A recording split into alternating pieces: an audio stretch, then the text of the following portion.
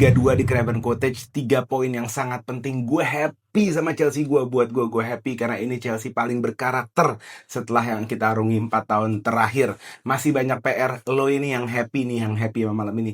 Ini belum ada apa-apanya, ini baru 50% dari Xabi Alonso-nya Chelsea. Masih banyak PR-nya. Lo bayangin, pairing midfield kita tadi itu disulap. James Lavia tuh sama sekali gak work sebenarnya, tapi somehow jalan. Nanti lo lihat kalau Caicedo sama James atau Caicedo sama siapa, bakal lebih gila lagi. Dan setup wingback kita juga belum yang terbaik, belum ada Palestra, terus belum ada Kenda juga nggak start.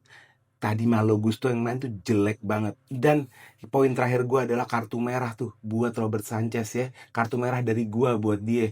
Itu gol pertama. 97% kiper di dunia bisa nge-save itu, dia nggak bisa. Dan gol kedua juga bola nggak ditangkap sama dia. Ditepis lagi, muntahannya deket. Kacau nih orang. Tapi nggak apa-apa. Kita happy bersama-sama. Kita arungi eranya Xabi Alonso because Chelsea are back. Up the Chelsea.